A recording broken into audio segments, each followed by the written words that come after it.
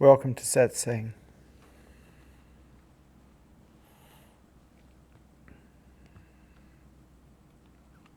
So the ultimate adventure for a human being is to wake up, become enlightened, know self as truth, know self as beingness, instead of knowing self as an I. The big difference between knowing yourself as an I and knowing yourself as beingness is there's actually no identifying with beingness. Whereas with the I, there's identification. You think you are the one. Someone who's awake is basically a nothing. And that's the freedom. It's the freedom from the I. It's the freedom from the mind. Because when you examine nothing, nothing really bothers it.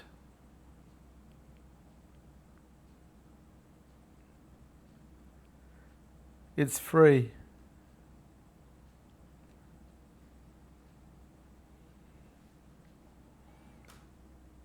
In the pursuit of enlightenment, I feel that people have to raise their consciousness levels.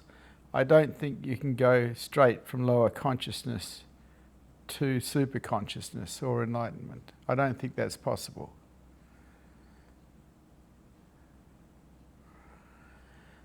And in the pursuit of raising your consciousness levels, I can only talk about my own history with that. And that history started in doing encounter groups, which were personal growth groups when I was 19. And in an encounter group or a personal growth group like that, people would tell you what they could see about you. The teacher would tell you what he or she could see about you.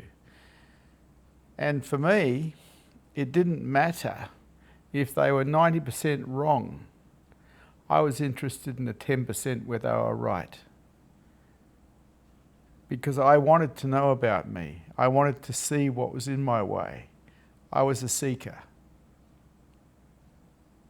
And so I wasn't into defending myself against the people that got it 90% wrong. I was into thanking them for getting it 10% right.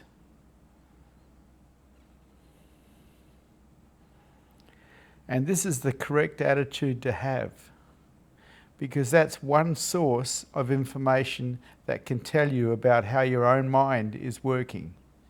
And your own mind is the thing that creates the obstacles that are in the way of heart and are in the way of higher consciousness, in the way of enlightenment. In other words, you create the problems.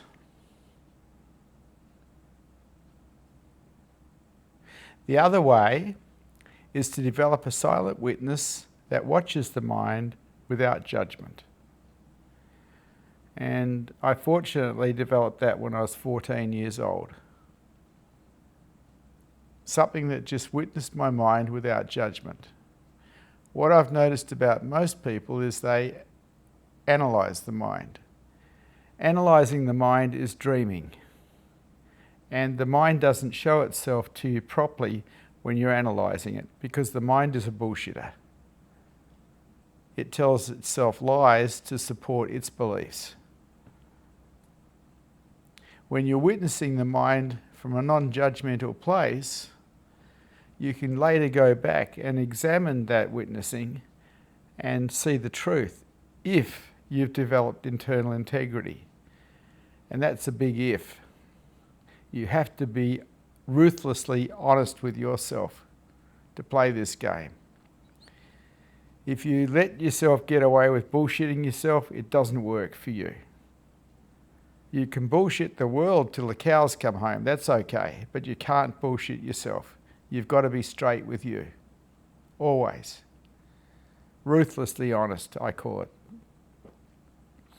And because you're being ruthlessly honest, you can start to see what needs to happen. You can start to see what might need to be taken away that is in the way. So there's the two ways that I've discovered that you can do that. One is you can get feedback from other people, teachers, or other people, or you can start witnessing your own mind and watch how it works. The second methodology was taught by Bhagwan Sri Rajneesh, the witnessing of the mind, which is brilliant. But we weren't programmed for that, so most people just analyse their minds. Because we went to school for 12 years and were taught how to solve problems, and most people do that until the day they die. Living in their heads in an artificial world, solving problems, thinking that somehow that's living, that is not living, that's existing in a pain machine. And if you haven't seen that yet, you haven't looked. It is brilliant to be in this world without a thought. Just here, listening, watching, feeling, touching, tasting, smelling, without a thought. It's beautiful. Though we were programmed to name everything, we analyse everything. And there lies the problem. Because it's all dreaming. It's not real. Reality is actually quite beautiful. Then we move on to the bit that I feel is the most important, and that's love. Most people think they love, but they don't actually, because they're too closed, they're too defended. And closure and defendedness stop you from experiencing real love. You'll still probably be able to experience primal bonding, which is a connection with your family, connection with your partner, your connection with your children. And a lot of people mistake that connection, that primal bonding, for love. But that's all it is. It's a program in the mind for survival of the species. Unconditional love is the most beautiful thing a human being can experience. And primal bonding can be there with love. They can be in the same room together. But quite often they're not. Love has one quality and one quality alone. It loves. It doesn't have any other qualities.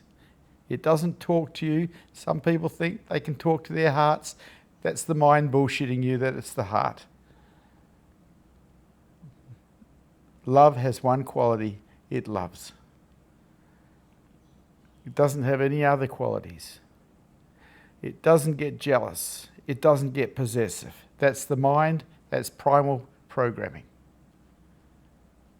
And so it's good to be able to distinguish the difference between real love, unconditional love, and primal bonding.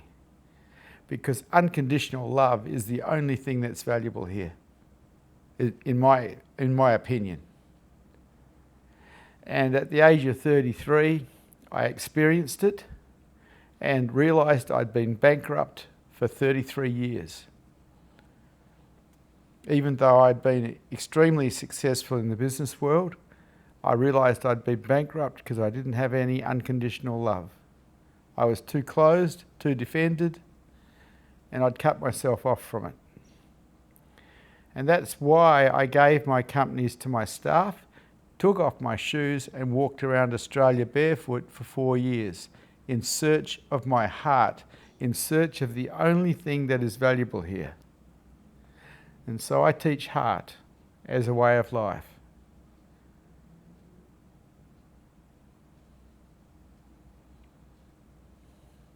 It's also the pathway to enlightenment.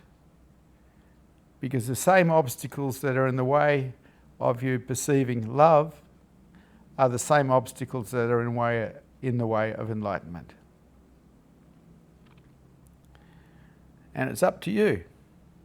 Only you can do the work on you. You can present yourself to a group like this, to a teacher like me, but only you can do the work on you. Nobody can do this for you. I can point out what direction to go, but you have to do the work.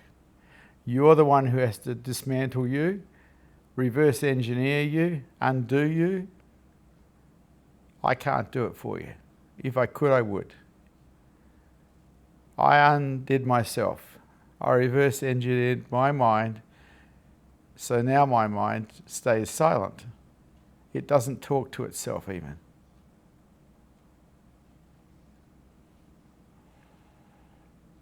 There's nothing wrong with the mind. It's a great tool, but it's a terrible boss. If you don't have control over it, you're lost. You're lost in dream. And so you go into any monastery or ashram anywhere in the world, and the first thing they're going to teach you is meditation. Because meditation is about reclaiming reality from the dream that you've been lost in for so long. Meditation is just being aware of what is real. Everything you see, everything you hear, everything you feel, everything you touch, everything you taste, everything you smell is real. Everything you think about it is bullshit.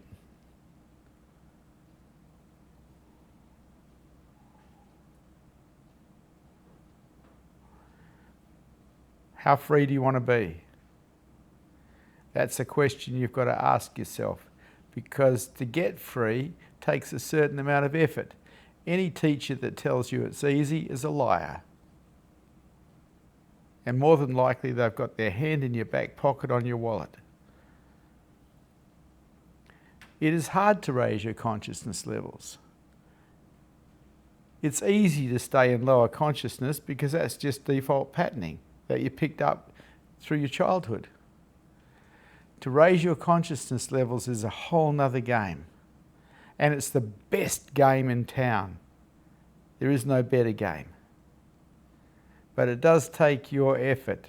It doesn't happen because you listen to a few lectures or read a few books.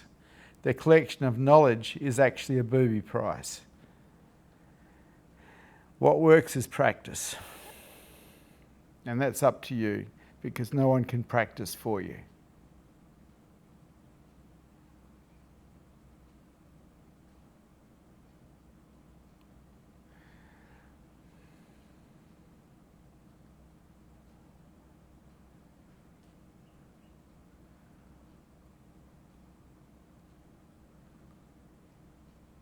So when you ask me questions, I'm not really here to inform you. I'm here to take things off you. I'm not here to give you anything. If you were already free, there'd be nothing to take off you.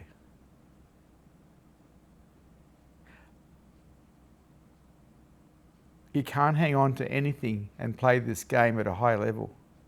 You can't even hang on to an idea or an ideal.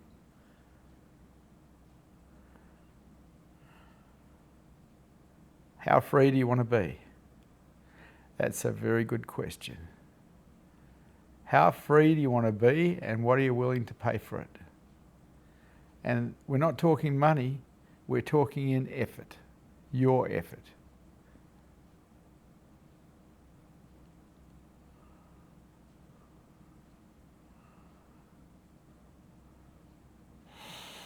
So I'm here to be used. You use me by asking me questions, and I'll endeavour to take you apart little bit by little bit. There's a Buddha field here. It changes people. It's an expanding energy field. It'll expand your mind, undo it to some degree, which means your pain bodies, if you're carrying any, may start to come out, and you start to go into what's called the dark night of the soul. That happens.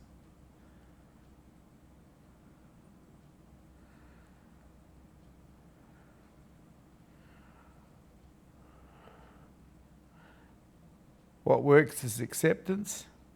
What doesn't work is resistance. Up to you.